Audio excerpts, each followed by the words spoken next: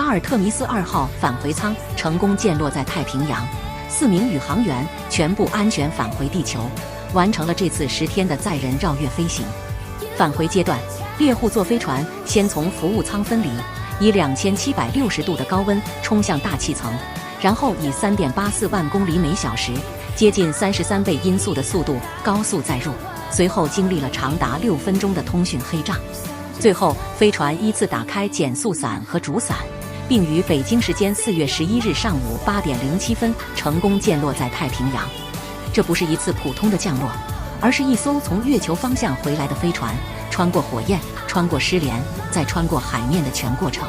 而降落的每一步都可谓惊心动魄。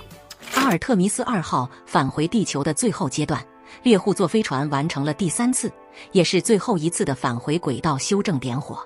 这次点火持续8秒，带来了 1.28 米每秒的速度变化，目的就是把飞船再精确地推回正确的载入路径上。这个数字看起来很小，可在深空返回里，这种最后修正极其关键。因为飞船从月球方向回来，不是简单的对准地球就行，它必须以非常精确的角度接触大气层，否则之后的受热程度、落点、速度都会受到影响。接下来，猎户座飞船的成员舱与服务舱开始分离。这一动作的意义非常直接，把不需要进入大气层的那一部分留在外面，只让真正承载宇航员的成员舱单独返回。而随着服务舱分离，飞船底部那块最关键的隔热罩也终于完全暴露出来。最后真正替宇航员挡住地球大气层高温的，只剩下一件东西——热盾。分离之后还没完，成员舱会执行一次18秒的短促姿态和轨迹调整动作，它的目的是设定正确的入射角，并让热盾以最合适的姿态迎向大气层。因为猎户座飞船接下来面对的不是空气，而是一堵以高速摩擦形式出现的火墙。随后，猎户座飞船在122公里的高度接触大气层上缘。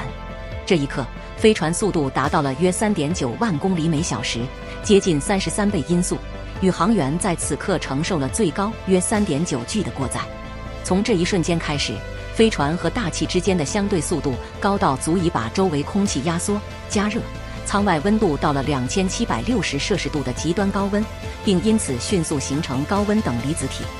也正因为这层等离子体，飞船进入一段大约6分钟的通讯黑障。当等离子体在飞船周围形成时，无线电通信会暂时中断，这就是计划内通讯黑障，也是本次返回任务最惊心动魄的一段。因为它意味着你不知道它此刻到底有多热，不知道热盾外面是什么样，不知道舱内是不是一切正常。你只能等，等那层等离子体散去，等信号回来，等有人告诉你他们还在。黑障结束后，飞船就已经挺过了载入最凶险的高热阶段。当猎户座飞船下降到约6700米高度时，2具减速伞先打开。它们的作用不是最后轻轻落地，而是先把飞船减速并稳定住。当下降高度来到约1800米时，前面的减速伞释放，3具主伞正式展开。它们会把飞船速度降到219公里每小时以下。到这里，飞船才从一个高速返回舱慢慢变成一个真正准备落海的舱体。随后，美东时间晚上8点07分，阿尔特弥斯2号返回舱在太平洋圣迭戈外海成功降落。整次任务飞行达到了大约111.8万公里，完美结束了此次绕月飞行任务。所以，如果要用一句话概括阿尔特弥斯2号，从来不只是它飞到了月球背面，而是它在完成一切之后，真的从深空里回来了。不是象征意义上的回来，不是把照片传回来了，而是这艘飞船真的带着4个宇航员，按着秒表，按着姿态，按着热流和降落伞程序，从接近3.84万公里每小时的速度，一路减到最后撞进太平洋。